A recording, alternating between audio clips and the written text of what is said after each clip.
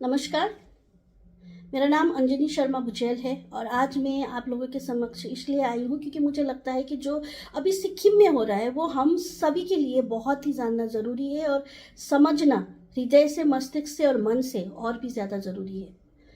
क्योंकि ये सिर्फ सांदर्भिक नेपाली भाषी भारतीय नागरिक के लिए नहीं है, हर एक भारतीय नागरिक के लिए है। भारत क्या है?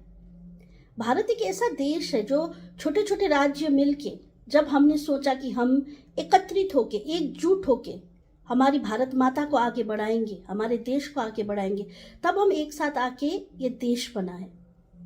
1947 से पहले भारत एक सिर्फ हमारे कल्पना में, हमारे मन में, हमारे इच्छाओं में बसती थी। 1947 में जब हमने इंडिपेंडेंस पाया तब भारतवर्ष बना। उससे पहले यहाँ पे छोटे छोटे बहुत सारे राज्य थे। उस राज्य की अपनी अपनी हिस्ट्रियाज थी, अपनी अपनी सोशल, इकोनॉमिकल, साइकोलॉजिकल, सारी एक शेयर्ड हिस्ट्री थी।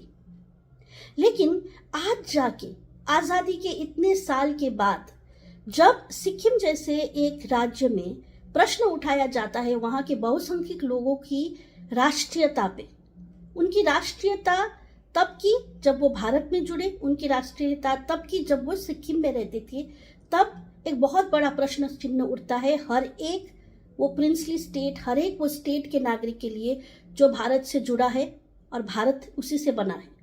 इसीलिए हम भारत को सिर्फ भारत जब हम रेफर करते हैं हम उसको बोलते हैं यूनियन ऑफ इंडिया, सिर्फ इंडिया नहीं बोलते हैं। क्योंकि हम जब छोटे छोटे राज्यों को मिलके एक राज्य बनाया था, एक फेडरेशन स्ट्रक्चर बनाया था, वो भारतवर्ष है। हमारे अभिन्नता जो है, हम कन्याकुमारी से लेके कश्मीर तक अलग अलग भाषाओं में बोलते हैं, अलग अलग हमारी संस्कृति है, लेकिन हम एक है, ये हमारी पहचान है।